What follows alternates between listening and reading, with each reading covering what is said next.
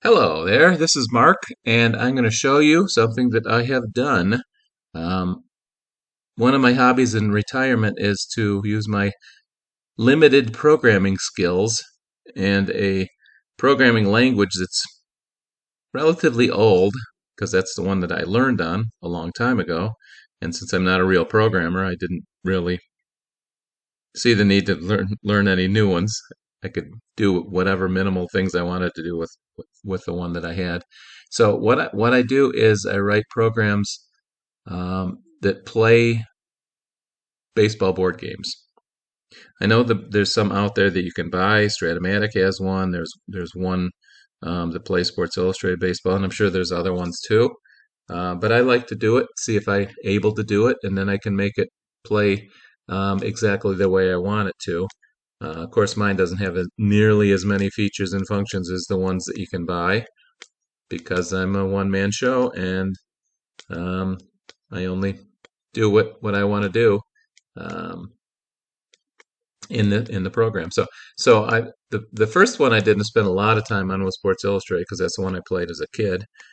And then this one here, I went and got my Strat-O-Matic game that I bought back in 1986. I bought the 1986 version, and I took my program and I made it work for Strat-O-Matic Baseball. You can see the box there. That's the box from the 1986 game that I have, and there's two of the cards. There's Clemens and Mike Schmidt, the two MVPs. And then there's the dice that Strat-O-Matic uses. It uses a one six dice, and then a 2x6 dice, and then it uses a 20-sided dice to play the game. And then my program, you can either play one game against a computer, or you can manage both teams yourself, or you can have the game play the whole season um, automatically using all the starting lineups and starting pitchers that were used in 1986 for each game, and using all the computer manager logic that I wrote. So it just whips right through all the games. In American League, there were 1,134 games, so it plays all those games, and then you can see who won the divisions. You can see, how the statistics matches up between Strat-O-Matic using my program here and the real life 1986. So that's kind of interesting. Something I wanted to do when I was a kid with my Sports Illustrated game, but I never got anywhere near finishing a whole complete season.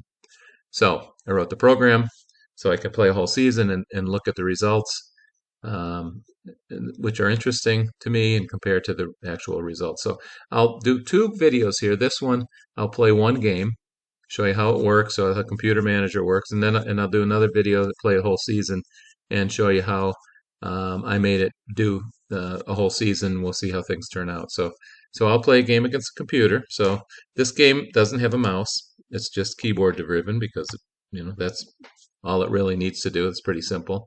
So I picked the team. So I picked California at Boston. I'll play the division winners against each other. And you can see there's their records in the last season that I played in my program. So Boston was 82 and 79. They don't do as well as they did in real 1979 or 1986 in this program in this Strat-O-Matic game. Now California does do just as well. They won the division, and almost every time that I play a whole season automatically, they win the Western Division, but Boston doesn't. So there's something interesting there that California um, performs just as well in this game as they did in real life, but Boston doesn't. So I'll play this one game here. I'll say yes.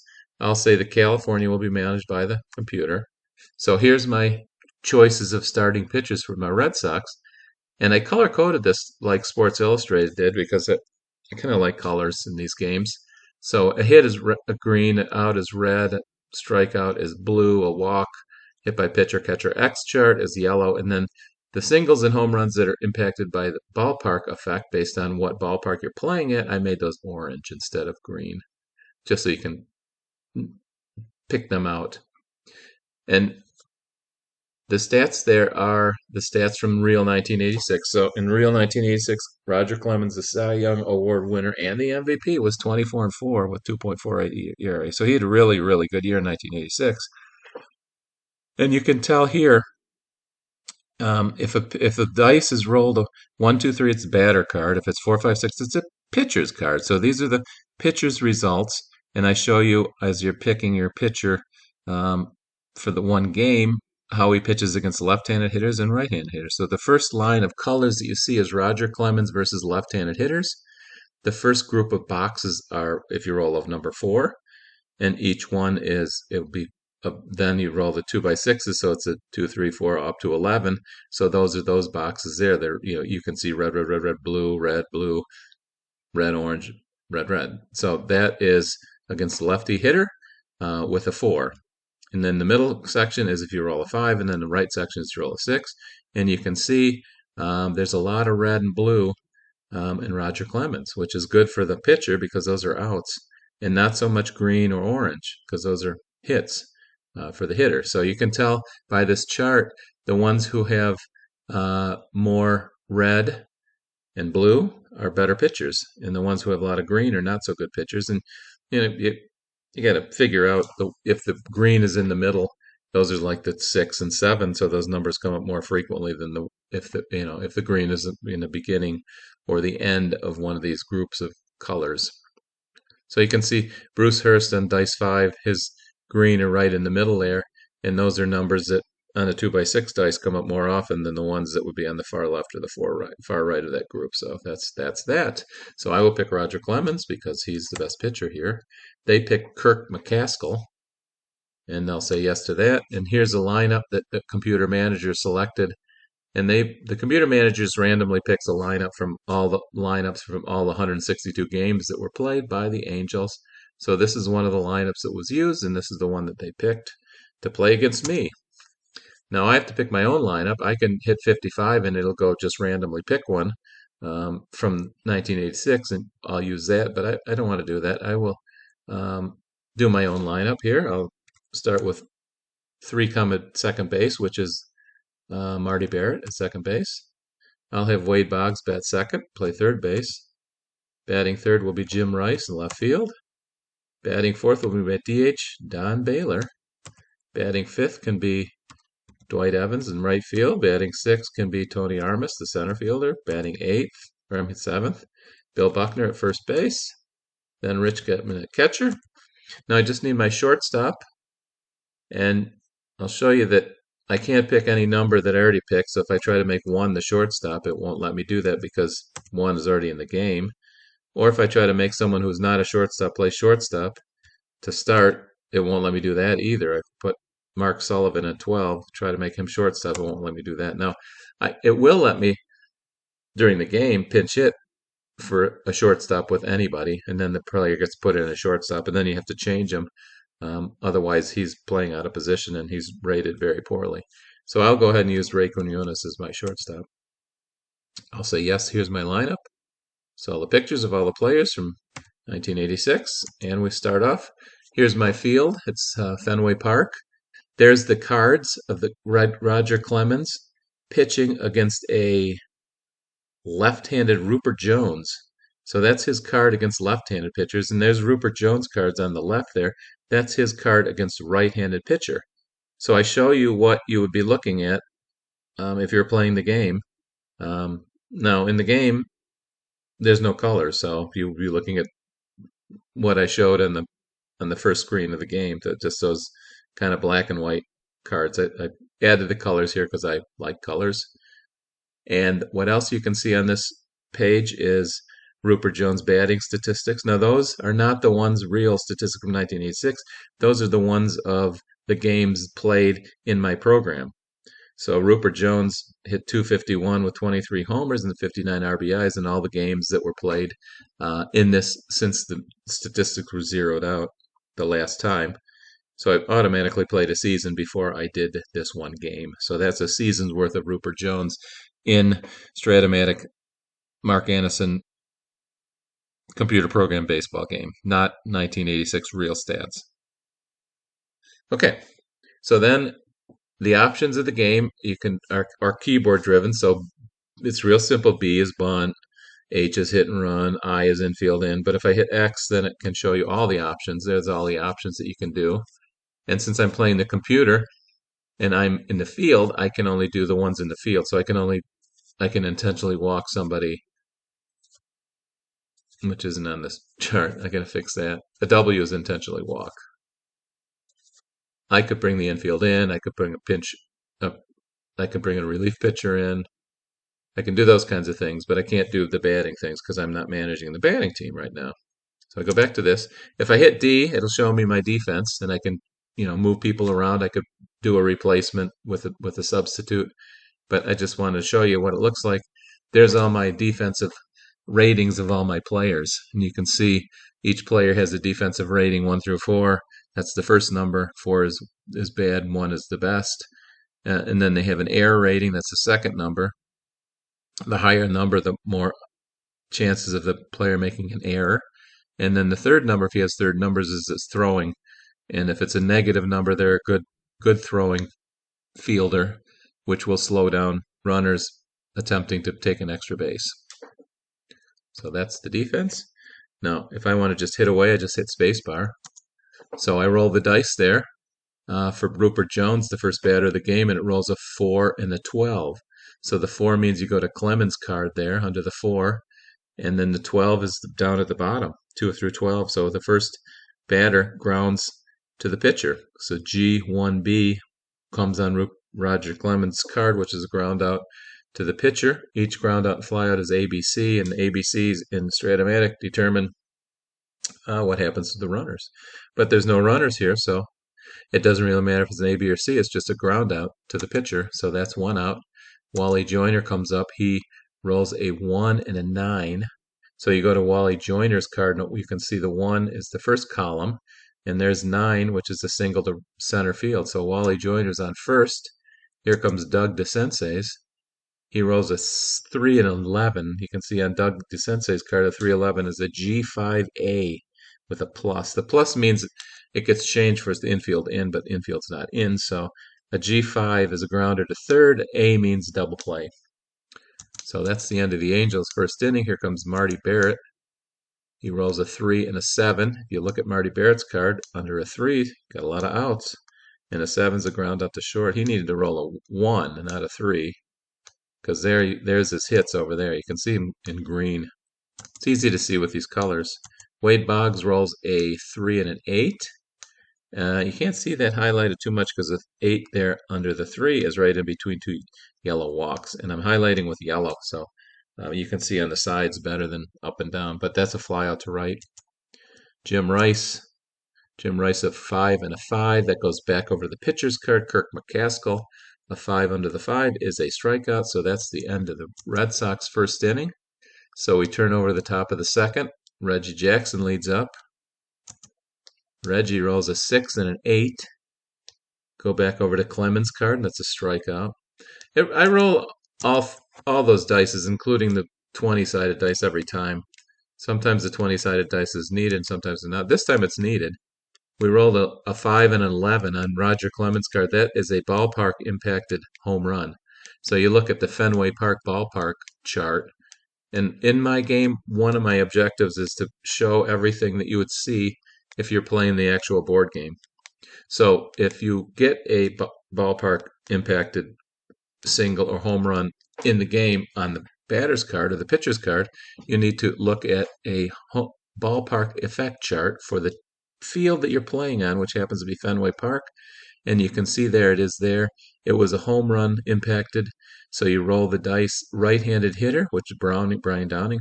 A 1 through 10 is a home run. 11 through 20 is a fly out to left field. He rolled a 7. You can see the blue dice there. And that means it's a home run. So Brian Downing hit a home run. Ballpark influenced home run. Bobby Grich comes up. He gets walked on a 3 and a 9. You can see I highlighted that one with black because it's a yellow walk. You wouldn't be able to see it very well at all if it's highlighted in yellow. So Grich is on first. And here we are with another ballpark affected hit. This one is a single. You can see that with a 3 and a 4 on Bob Boone's card.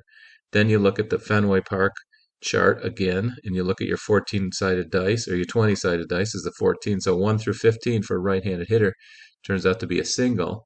1 star means advance 1 base. So there's ballpark influence single, runners advance 1 base. 1 out, 2 runners on. Dick Schofield at 1-8 is a strikeout on Dick Schofield's card. Now we got to get out of this inning. And we don't, because it's a 1 and an 8 and a 3 on the 20-sided dice. Ends up being a single on Gary Pettis' card. And the runners advance 2 bases, 2 stars. So there's another run, 2-0.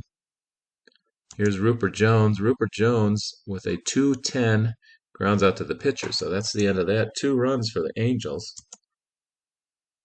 Here's a leadoff walk on a 6 and an 8 on McCaskill's card. If you look at it, you can see that the pitcher's card changes based on who's up to bat. So there's a right-handed hitting Dwight Evans up, and you look at that card there. And that is a flyout. It's a flyout to center field X. So you got to look at the advanced fielding X chart of Strat-O-Matic, and I show it to you here. I only show you the center fielder one. I only show you the defensive rating 1 because that's what Gary Pettis is out there. So there's the 20 results that you can have from that chart, that one section of that chart. Now, since I rolled a 15, it is a flyout C. Okay, now Don Baylor, or Tony Armas comes up, and he rolls a 5 and a 6, which goes on McCaskill's the pitching card, and it's a strikeout. So there's 2 outs. Here's Bill Buckner. He's a left-handed hitter, so the McCaskill's card looks a little bit different. And he strikes him out with a 4 and a 5. Here we are, top of the 3rd. Wally Joyner leads off. There's a ground out to shortstop X. My shortstop is Ray Quinones. He happens to be a defensive rating 3. I show you that in blue. So this is a shortstop advanced fielding chart for a rating of a 3 with a roll of 5. It's highlighted there, and it's a ground out to the shortstop, a C. So that's an out. Doug DeCinces, he pops out, first base, and Reggie Jackson strikes out. On Clemens' card, if it's a 5 and a 7, or 5 and a 6 against the lefty, that's a strikeout. All right, bottom of 3rd. Rich Gedman leads off with a double. Okay, that's good. Good for the Red Sox. It's a 2 and an 8. You can see that's a double on Gedman's card right about in the middle of his card. So there's Gedman at second. Gedman is an E runner, so he doesn't steal much. A is the ones that steal the most, and E steals the least. And then he's a 1 through 9. So if he's trying to get an extra base, he needs to roll a 1 through 9 to be safe. Otherwise, he's out. And that gets impact. That gets changed based on outfielder throwing, number of outs in an inning. Sometimes if it's a hit, those kinds of things would affect it. There's 2 outs and it's a hit. So Quinones is up, nobody out. He's a B bunter. I'm going to have him bunt. What the heck? So my bunt didn't work. I rolled a 10. And if you look at the advanced sacrifice bunt chart in Strat-O-Matic for a B bunter, which is what Quinones is, a 10 is a lead runner out. So that sucks. That means Gedman's out at 3rd. And there's Quinones over at 1st with 1 out. And this is even worse because Marty Barrett rolls a 2 and an 8, and that's a ground out to the 3rd baseman with an A, which is a double play. So the bunt would have been good if it was successful, but it kind of messed up the whole inning when my lead runner got thrown out. So now we got Downing against Clemens. There's a 5 and a 10. Clemens walked him. Clemens is not exactly pitching a gem of a game here. Here's Bobby Grich. Here's a grounder to short. X chart has to be looked at. Quinones again is a 3. My 20-sided dice is a 7, so it's a ground out B. A ground out B is a fielder's choice. You can see Grich is now on first base. A is like a double play. Ground out B is like fielder's choice. And ground out C is when they all advance. That's what the ground outs are in Strat-O-Matic. Okay, the computer manager has Bob Boone bunting. So up comes the bunting chart for an A bunter, which is what Bob Boone is. He rolled a 6, which means his sacrifice is complete. So Grich goes down to 2nd. 2 outs. Schofield is up. And Schofield, with a 2 and a 10, you look at the middle of his card, and that's a single. 1 through 13 is a single, and there's a 9 on a 20-sided dice, but it's only advanced 1 base, so it's 1st and 3rd. Pettis is up. And Roger Clemens pitches out of a jam. By rolling a 2 and a 9 is a Pettis strikeout in the middle of his card there. You can see the blue box. Bottom of the 4th, 2-0. Boggs strikes out. All right, here's something to look at. Jim Rice rolled a 3 and an 11. You can see on his chart down there, bottom right corner, that's a ballpark affected home run. So you got to look at Fenway Park again. Jim Rice is a right-handed hitter. It's a home run, so you look over there. So 1 through 10 is a home run, 11 through 20 is a fly out to left. He rolled a 1. You can see the blue dice is a 1, so it's a home run. So Jim Rice gets the Red Sox within 1. 2-1 game. Baylor comes up and he's out. 4 and a 5 on a Cascos card against a righty is a strikeout. Blue strikeout box. There's a walk, 3 and a 7. Evans is at first. You can see he's a D runner, so he's not going to steal. Tony Armas gets a single. Let's see, on the pitcher's card, a 4 and a 9 is a double single split. The 20-sided dice is an 8, so that means it's a single. 5 through 20 is a single. So first and third, 2 outs. Bill Buckner. Bill Buckner, come on. You're supposed to get a hit. A 6 and a 6 on McCaskill card is a strikeout. So Buckner does not come through. Still 2-1. Rupert Jones grounds out. Wally Joyner grounds out to the pitcher. And Doug DeSensei strikes out. So that was the easy inning for Clemens. And here we go to the bottom. Rich Gedman leads off.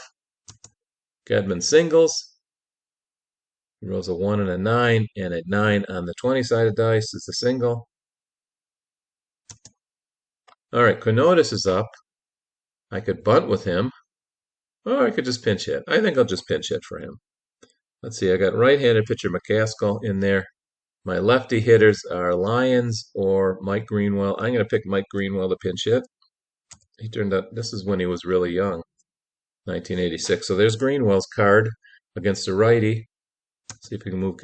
He didn't do anything. He struck out. Rolled a 5 and a 6 in the middle of McCaskill card. He's out. So Greenwell came up, pinch hit it, and struck out. Marty Barrett gets walked. Wade Boggs. Okay, Wade Boggs was a ground out to second baseman with an X. Second baseman is Bobby Grich. You can see in blue. And he's a 3. So there is the advanced fielding chart for a 3-rated second baseman. So all I show you is what you need, because those charts are huge in the real game. An 18 is a ground out A, which I think I said was a double play. So let's see if it is. And it is. Boggs out, Barrett's out. That's the end of that inning. Inning-ending double play. Now let's look at my defense. Remember, I pinch hit Quinones with Greenwell. So there's Greenwell sitting at shortstop. He's not a shortstop, so it gives him the worst possible rating, a 4 and a 48 error rating. So I can't leave him there. So I'm going to do a defensive chain. I'm going to take out Greenwell. So I hit 9, and I want to bring up someone off the bench that's 0. I could switch them between the players, but I don't have anyone who can play shortstop in there to switch with. So my shortstop is Ed Romero. So I picked 10. Now let's look at the defense. There's Ed Romero at shortstop. Voila, he's a 3 and a 29. I don't want to make any more changes. I just want to look at that. So here we go. Top of the 6, Reggie Jackson. Oh, a triple. Reggie Jackson. Got a hold of that. Boy, that was lucky for Reggie Jackson. You can see on his card, a 3 and a 7 is a split.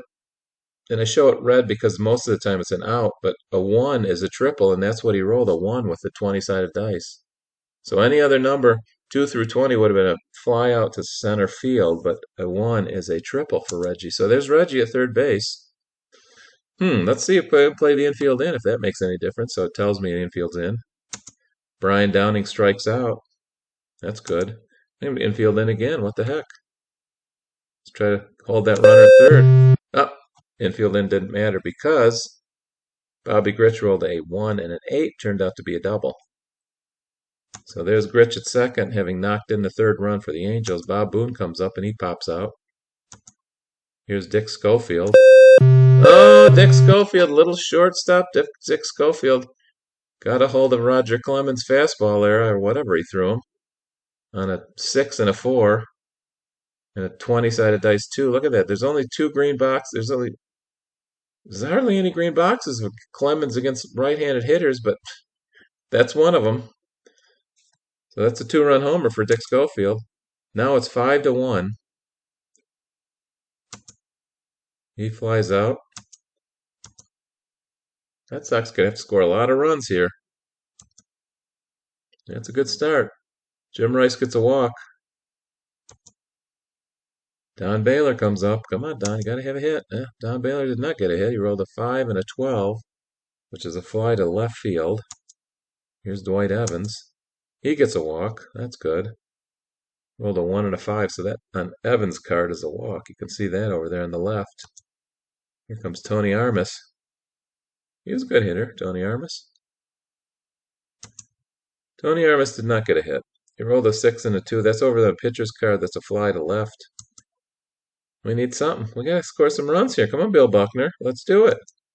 Bill Buckner does not come through. He rolled a 3 and 11. You look at his card, and that's a fly to right. So here we go to the top of the 7th. 3 more innings left, down by 4. Rupert Jones grounds out. Wally Joyner lines out. And Doug DeCinces. Oh, jeez. Clemens is not doing good at all. There's another ballpark-affected home run. You can see it's a 5 and a 12. And since I rolled a 10 with a 20-sided device, right there, the ballpark effect chart for Fenway Park with the yellow box is what we have here, and that's a home run. Well, Clemens has let up 6 runs. Let's bring in a reliever. Not that it really matters. He's not fatigued yet, but in real life, someone would bring in.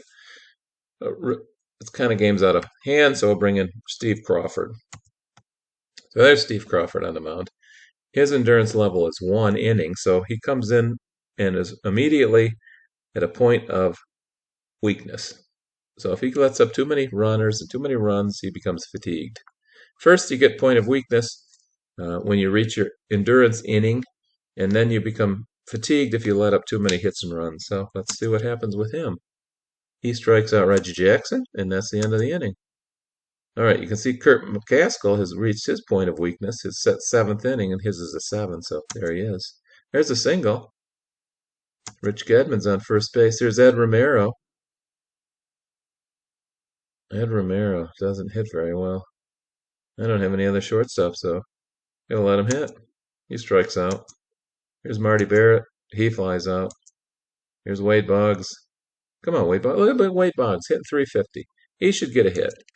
He gets walked. Caskell's afraid of him. Here's Jim Rice. Oh, Jim Rice.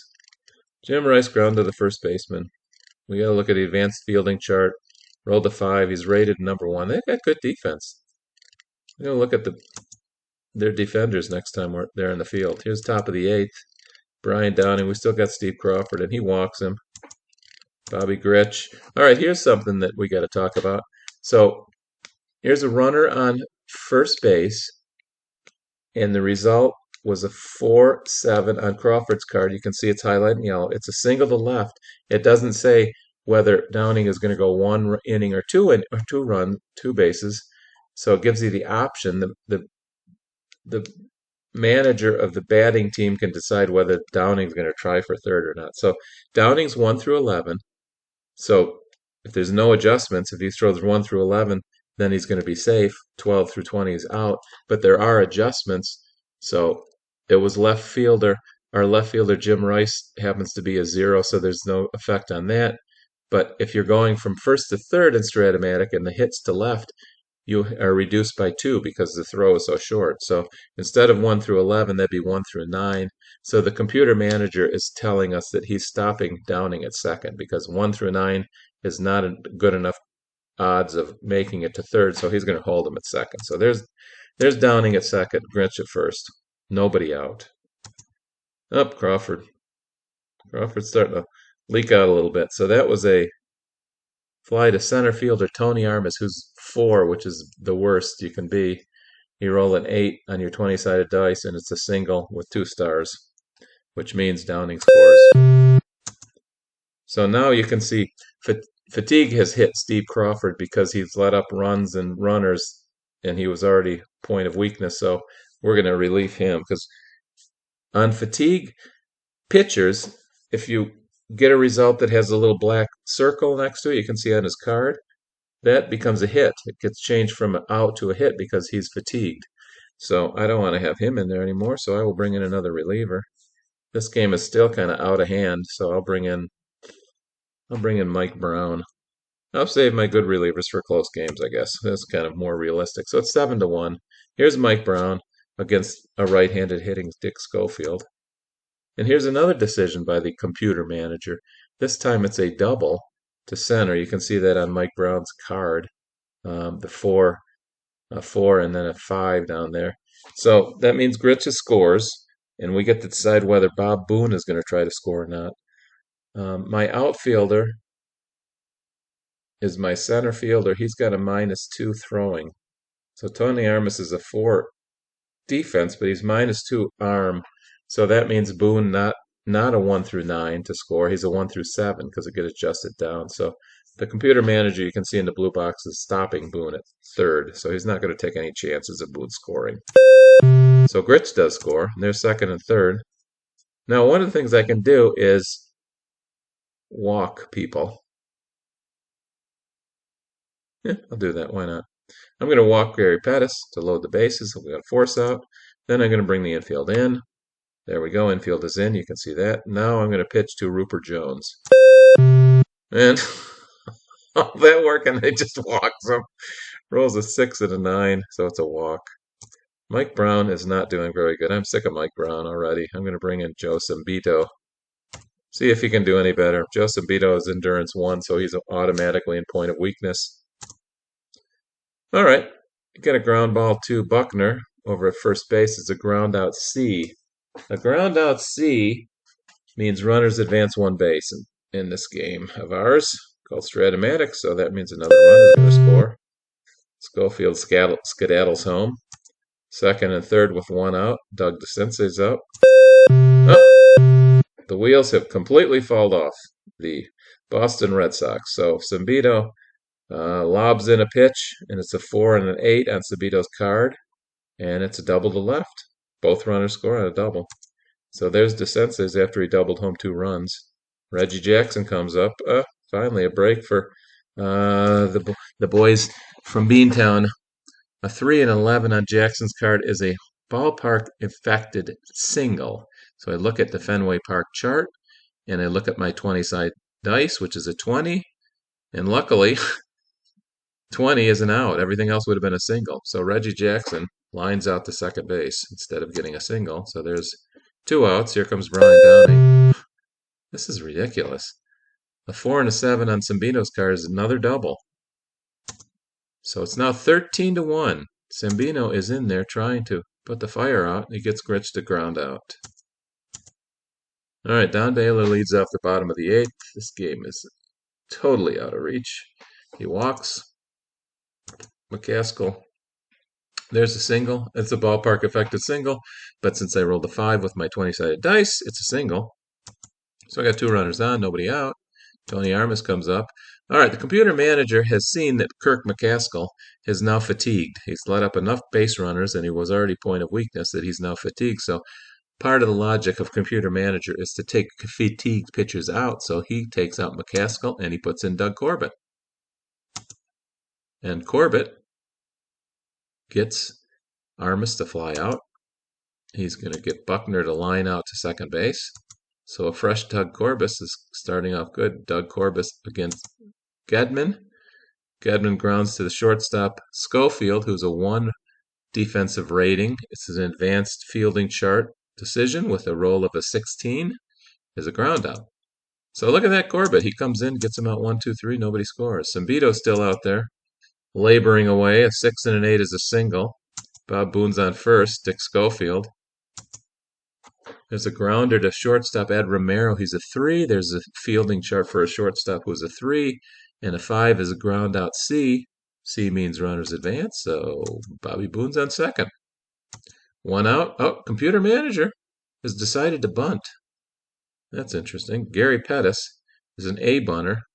I'll tell you after the game how the computer manager logic works. It always doesn't always totally make sense, but then I wrote the logic, and it's kind of simple. Rupert Jones come up with 2 outs, and he lines out, so they didn't get any runs. Boo-hoo! The Angels got no runs in the top of the 9th. Here's the last inning of the game. We got Ed Romero I'm going to see what some of these other guys can do. Here comes Ed Ramirez. He's coming out. We're going to bring in Mark Sullivan, the backup catcher. See what he can do against Doug Corbett. He grounds out. Here's Marty Barrett. Marty Barrett is not going to bat. We'll bring in my friend Steve Lyons. He'll bat for Marty Barrett. There's Steve Lyons. He's going to bat lefty against right-handed pitcher Doug Corbett, and he's out. He flies out to center field, and here's my last out is Wade Boggs, and Wade Boggs doubles, so the game's not over yet. Jim Rice gets the bat again. Look at those stats. Jim Rice, 337, 23 home runs, 103 RBI. He had a great year in 1986, and he's good in this game, too. And he gets a hit and scores a run. How about that? 13-2. He rolled a 2 and a 5, and that's a single with runners advanced 2 bases. Don Baylor, and that's the old ball game. Baylor rolls a 6 and a 5, and on the pitcher card Corbett, that's a fly out to left field, and that's the end of the game. So the next screen you'll see will be the final score. Boom. 13 runs on 15 hits. Pitching was not done well for the Red Stockings. And there we go. There's all the hits by Angels. They had 4 doubles. They had a triple. They had 3 home runs. That's ridiculous. 13 hits. 15 hits, 13 runs. Don't see that very often. Here's the Red Stockings. They got 2 hits. They got 2 runs. Boggs and Rice scored. Rice hit a home run. That was all the runs. It was a home run by Rice, 2-run homer. Boggs was on base. No, that's not right, was it? Rice hit a solo home run, then knocked in another run separately with a single. So that's that. There's their pitchers. No save in this kind of game, so it's Gaskell wins. Here's the despicable Red Sox pitching. Look at that. Every single one of them let up runs. Sambino was the best. He only let up 1 run. All right, so that's the game. That's how the game plays. Let me show you one more thing, and then we'll end the video. Let's go up here. Okay, my modes of my game. One game against a computer or against yourself, managing both teams, or you can play the whole season. My goal is to show everything that you would look at in the game, all the charts that you would have to look at, but it shows you only the part of the chart that's needed. So you don't have to look at a giant chart and then find the shortstop and then find the rating and find the blah, blah, blah. It just shows you the shortstop, whatever the ratings the chart is, shows you that section. And I added color because I like color. Okay, here's the computer manager's logic. He bunts. He bunts based on the actual team's actual bunting frequency. So I looked up that in Baseball Reference and built that in. So if a team bunted a lot in 1986, they'll bunt more in this game than a team that didn't bunt very much in 1986. And in the batters that could bunt are the second hitter in the lineup, or the 7th, or the 9th. In DH games, the 8th hitter can also bunt. But in pitcher games, the 8th hitter is not going to bunt because the pitcher is up next. So that's one difference between DH games and non-DH games. So stealing, my simple program has stealing happen when there's a runner on first only. So I don't have to try. My computer manager doesn't steal third or home. He'll steal if the game's tied or if he's ahead. He won't steal when he's behind. It's based on the steal rating of the runner. So an A runner will steal more often than a, C or D or E. And it's also designed to try to come close to the results of 1986. So I changed it around a little bit so that the people who steal more a certain amount of times will come close to that in this game. Manager decision-based running. So a couple of those, and that's when doesn't tell you, advance 1 base or 2 base. You can decide on a hit whether you want to try to get extra base, or on a flyout with a question mark, the runner on third can decide to try to score or not. And the computer manager will have the runner try to move up an extra base if his success is between a 1 and 14 or better. So if it's below 1 and 14, then he holds the runner. If it's above, then we roll the blue dice and see if he's safe or not. But in the game we just saw, he held them both times, or 3 times, I think. Also, Computer Manager can intentionally walk people. He only does that in the sixth inning or later, and only when first base is open, less than 2 outs. That's to set up a double play, right? That's what they do that. Game score within the reach. So he's not going to walk somebody if he's way ahead or way behind. Infield in, same thing, sixth inning or later. This time runner on third only. There has to be a runner on third and there has to be less than 2 outs because why have the infield in if you're going to get the third out on a ground out? So he only obviously does it with less than 2 outs, and he doesn't do it when the game's out of reach. Pinch hitters, my logic is National League games where the pitcher hits, they'll pinch it for the pitcher if the team's behind, it's later in the game, and those kinds of things. So we pinch it for the pitchers. In the DH games, I just let them play the whole game. I don't have any pinch hitters in my logic for a DH game. I just let the 1 through 9 bat all throughout the whole game. And then the last thing is relief pitchers. So in Strat-O-Matic, they can get to fatigue level in the game, and they can get fatigue level in my program. And when they do, they get relieved. They get pulled out and reliever put in. But also, if a starter lets up six or more runs, or a reliever lets up 3 or more runs, then he gets relieved for also. And the way I decide who the reliever is based on how many times each pitcher pitched in relief in the actual season. So if someone pitched, 70 times in relief, he's going to get chosen much more often than somebody might have pitched in relief 10 times. So it figures that out in the program. Also, the reliever in the ninth inning is the one who gets more saves in 1986. So the closer is the guy in 1986 that got the most saves, so he gets picked in the ninth inning more than anyone else in the bullpen. So that's the game that I did. And oops, that's not what I wanted to show you. That's the code. There's the game. And I will say goodbye, and I will make one more video that shows how the whole season gets played. So stay tuned.